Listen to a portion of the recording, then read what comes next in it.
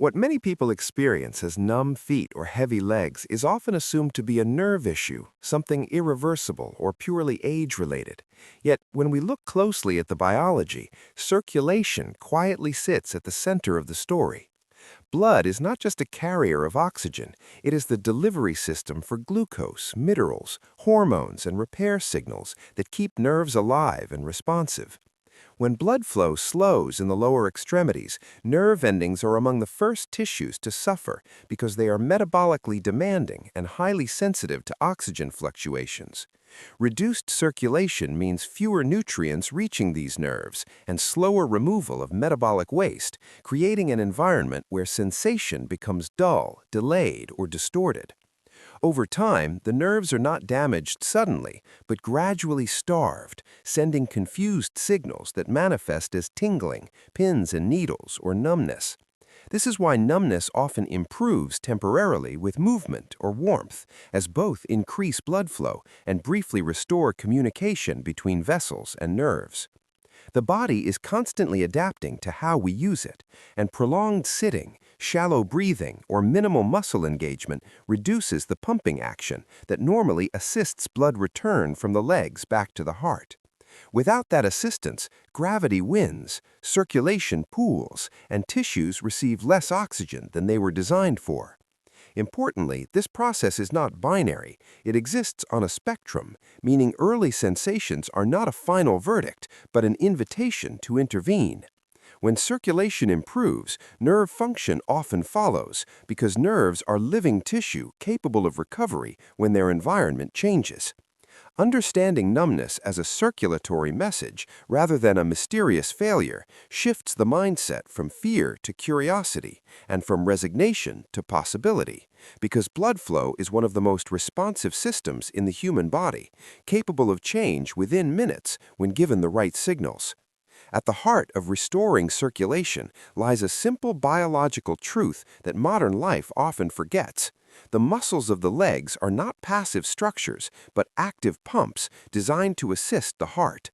Every time a muscle contracts, it gently squeezes the veins that run through it, pushing blood upward against gravity and preventing it from pooling in the lower limbs. When movement becomes minimal, this pumping system weakens, not because the body fails, but because it is responding logically to reduced demand. A short, focused exercise that repeatedly engages the calf and foot muscles can reactivate this natural pump in a remarkably short time. The calves are sometimes called the second heart for a reason, because their rhythmic contractions play a major role in returning blood from the feet and legs back toward the chest. Even a minute of intentional movement can increase venous return, improve oxygen delivery, and reduce pressure within the vessels of the lower limbs.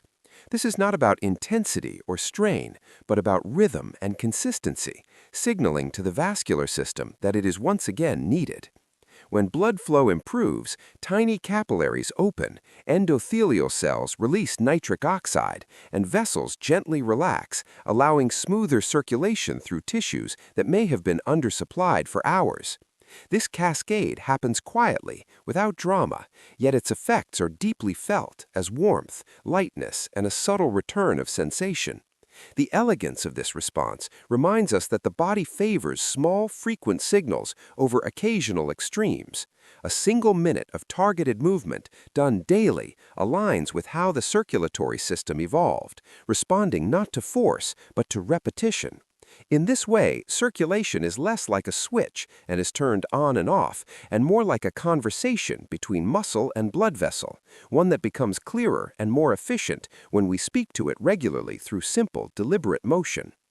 What makes this brief daily movement especially powerful is how quickly the nervous system responds once circulation begins to improve. Nerves rely on a constant, steady flow of oxygen and glucose to maintain the electrical gradients that allow them to transmit signals clearly.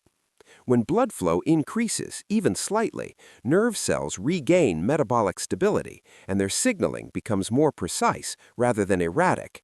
This is why sensations often shift from numbness to tingling before clarity returns, as nerves reawaken and reestablish communication. The body does not heal in straight lines, but in waves, and these transitional sensations are signs of adjustment rather than harm. Improved circulation also supports the small blood vessels that nourish the nerves themselves, known as the vasa nervorum, which are often compromised in chronic low-flow states.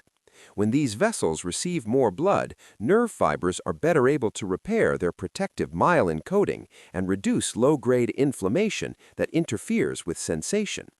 Over time, this creates an environment where nerves are not merely surviving, but functioning with greater resilience. The mind plays a subtle role here as well, because attention to sensation enhances neural mapping in the brain, reinforcing recovery through awareness. When movement is performed consciously, even for a short duration, it strengthens the feedback loop between the brain, muscles, and sensory receptors. This signaling tells the nervous system that the lower limbs are active, relevant, and worth investing resources in. Such signaling is especially important with aging, as the body tends to prioritize areas that are regularly used. Rather than overwhelming the system, a 1-minute daily practice respects the nervous system's preference for gentle, repeated input. The result is not only improved sensation, but a renewed sense of trust in the body's ability to adapt and respond, reminding us that recovery often begins not with dramatic change, but with consistent, attentive engagement of systems that are quietly waiting to be called back into use. Circulation is influenced not only by movement, but also by how we breathe, a connection that is often underestimated in discussions of blood flow to the legs. Deep, slow breathing changes pressure inside the chest and abdomen, subtly assisting the return of blood to the heart and reducing congestion in the lower limbs. When breathing is shallow and hurried, as it often is during stress or prolonged sitting, this pressure-assisted flow becomes weaker, placing more burden on already underused leg muscles. Pairing a brief movement practice with calm, deliberate breathing amplifies the circulatory response without adding effort. Each inhalation gently lowers pressure in the chest, drawing blood upward, while each exhalation encourages relaxation of blood vessels, improving their ability to respond to flow.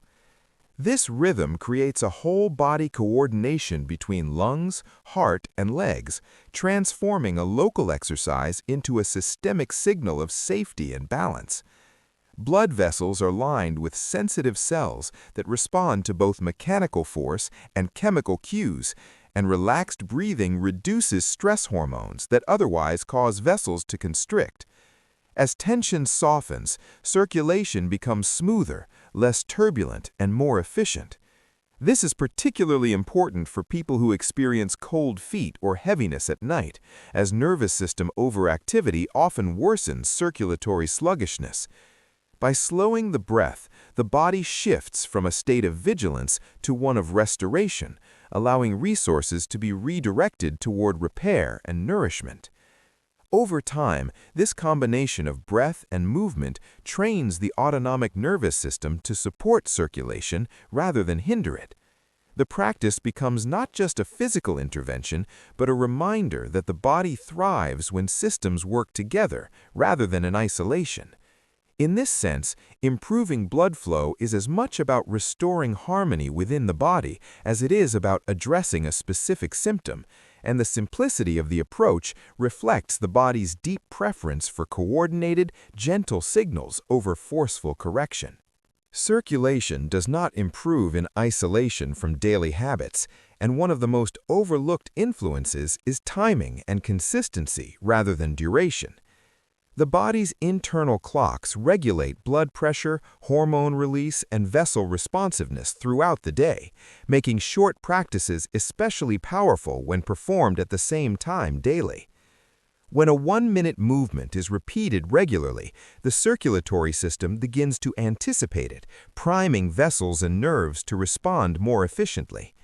This anticipation is a form of biological learning, where tissues adapt not just to what we do, but to when we do it. Over days and weeks, blood vessels become more flexible, responding faster to changes in demand, and muscles regain a subtle tone that supports circulation even at rest. This gradual adaptation explains why small daily actions often outperform occasional longer efforts. The body values predictability because it reduces stress and allows energy to be allocated toward repair rather than constant adjustment. Consistency also reinforces trust between mind and body, replacing fear of symptoms with a sense of agency. When numbness or heaviness is met with calm, regular action rather than frustration, stress-related constriction eases, further supporting blood flow. Aging bodies in particular respond well to this gentle rhythm as it respects recovery time while still providing meaningful stimulation. Over time, improvements may appear quietly as steadier warmth in the feet, quicker recovery after sitting, or a subtle return of confidence in movement. These changes reflect a deeper shift in how the body distributes resources, favoring tissues that are reliably engaged. In this way, a 1-minute daily practice becomes more than an exercise. It becomes a signal of care and attention, reminding the body that it is still actively used, still relevant, and still capable of adaptation.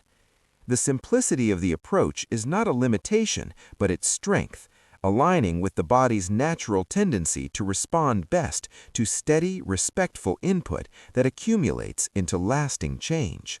What ultimately gives this practice its deeper power is not just the physical effect on blood vessels or nerves, but the psychological shift it invites, especially for those who have lived with discomfort for years.